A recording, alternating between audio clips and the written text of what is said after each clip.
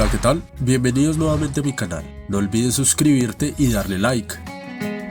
En el directo pasado presenté de forma sencilla el argumento probatorio del mal con el objetivo de responder a algunas críticas del apologista Dante Urbina. Aunque las críticas no eran muy consistentes, fue necesario responder para que no quede duda de la fortaleza del argumento. En este video lo explicaré de forma un poco más detallada, procurando ser lo más claro posible. Sin embargo, las teodiceas que utilizan como críticas serán respondidas en el siguiente video. El argumento probatorio del mal del filósofo Paul Draper fue publicado por primera vez en la revista académica Neus en 1989 y tiene como objetivo demostrar que la hipótesis de la indiferencia tiene mejor poder predictivo y explicativo con respecto al placer y dolor experimentado por seres sensibles. Antes de iniciar es necesario definir términos. Por hipótesis de indiferencia, HI, entendemos la proposición de que ni la naturaleza ni la condición de los seres sintientes en la Tierra resultan en acciones benévolas o malévolas realizadas por personas sobrenaturales. Ten en cuenta que HI es lógicamente consistente tanto con el sobrenaturalismo como con el naturalismo, ya que aunque existan seres sobrenaturales, desde el naturalismo la explicación es mucho más consistente. Pero HI es lógicamente incompatible con el teísmo, ya que tanto el dolor y el placer resultan ser totalmente aleatorios. Por objetivos biológicos entendemos los objetivos a los que se dirigen los sistemas orgánicos. Por ejemplo, la reproducción es un objetivo biológico. Dentro de objetivos biológicos hay una división entre biológicamente útil y biológicamente gratuito. Biológicamente útil refiere a la parte de un sistema orgánico que cumple un determinado fin en pro de los seres sensibles. El dolor producido por una quemadura es biológicamente útil, ya que nos alerta del peligro y nos permite evitarlo. Por biológicamente gratuito entendemos el dolor y placer que no es biológicamente útil. Por ejemplo, el dolor producido por una enfermedad terminal es gratuito, porque no permite al organismo funcionar correctamente. Probabilidad epistémica. Refiere a la probabilidad de que una proposición tenga alto grado de valor de verdad, es decir que ciertas proposiciones tienen más probabilidad de ser verdaderas o falsas. Draper basa su argumento en la siguiente declaración llamada O. Por una variedad de razones biológicas y ecológicas, los organismos compiten por supervivencia, teniendo algunos una ventaja en la lucha por la supervivencia sobre otros. Como resultado, muchos organismos, incluyendo muchos seres conscientes, nunca prosperan y mueren antes de la madurez. Muchos otros apenas sobreviven, pero languidecen por la mayoría o la totalidad de sus vidas.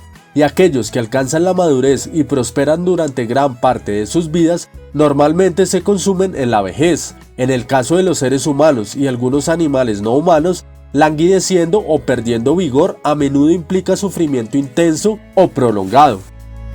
Pasemos al argumento. Premisa 1. Sabemos que O es cierto.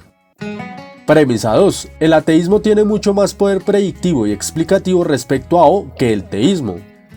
Premisa 3. El ateísmo naturalista es más probable que el teísmo independiente de todas las pruebas. Conclusión. El teísmo es probablemente falso y por lo tanto probablemente Dios no existe. Esta premisa no tiene discusión, es algo evidente.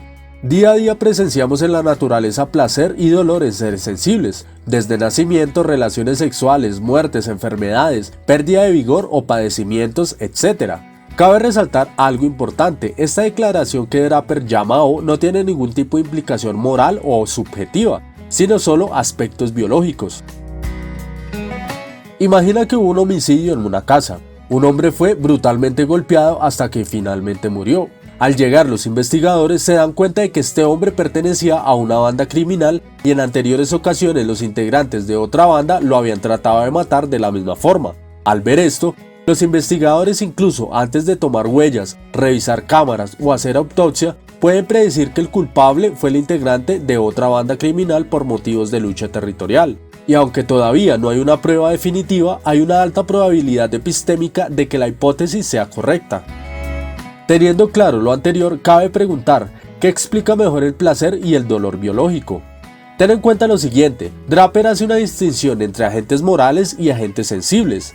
Esta distinción es importante porque las teodiceas de libre albedrío, teísmo escéptico o sacrificio de Cristo son totalmente irrelevantes en el placer y dolor biológico de seres sensibles no humanos. Que una persona sufra de diabetes por una mala alimentación no es lo mismo que un animal sufra y agonice hasta que un tumor maligno pudra todo su cuerpo. Casi todas las críticas al argumento de Dreper se limitan a justificar el placer y dolor de seres morales, omitiendo la justificación de los seres sensibles no humanos. Esto lleva a un problema enorme para el teísmo, ya que aparentemente no hay una justificación razonable que explique todo el conjunto de dolor y placer biológico en el mundo. Para sustentar esto, Dreper utiliza dos declaraciones. Declaración A. Si el teísmo es cierto, hay buenas razones para ser sorprendidos por O, razones que no sucederían si el teísmo es verdad. Imagina que antes de nacer un ángel te dice que vas a nacer en un lugar creado por un Dios omnibenevolente, que ama a sus criaturas y desea que todos tengan bienestar. Al nacer, te sorprende ver un mundo lleno de guerras, hambre, enfermedades, depredación, virus y todo tipo de sufrimiento. Lo más seguro es que tu primera reacción sea de sorpresa, ya que dicho mundo no parece ser obra de un ser con ciertas características de perfección moral. Si el teísmo es cierto, la sorpresa por un mundo lleno de dolor y placer biológico sería algo razonable. Declaración B. Si el ateísmo es cierto, hay buenas razones para no ser sorprendidos por O, razones que no sucederían si el teísmo es verdad.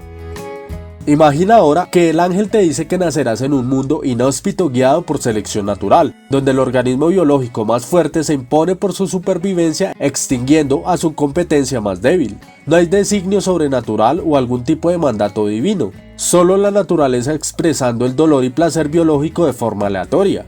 Lo más seguro es que al nacer no tendrás ninguna sorpresa, ya que lo que ves es lo que esperabas. Guerras, hambres, depredación y enfermedades son solo el resultado de seres biológicos luchando por su supervivencia en un mundo inhóspito. Entonces, ¿cuál hipótesis tiene mayor poder predictivo? Cuando hablamos de poder predictivo nos referimos al poder de una hipótesis para producir datos deductivos o inductivos sobre un hecho que puede esperarse que ocurra. Si consideramos los ejemplos anteriores, es evidente que el ateísmo naturalista tiene mayor poder predictivo que el teísmo, ya que el mundo en que vivimos es bastante predecible teniendo en cuenta la selección natural y las hipótesis naturalistas sobre el placer y el dolor biológico. Esta premisa es una consecuencia lógica de la anterior. Al poner en una balanza la hipótesis teísta y la hipótesis del ateísmo naturalista, es claro que este último tiene mejor poder predictivo y explicativo, incluso antes de las pruebas, como en el ejemplo del homicidio.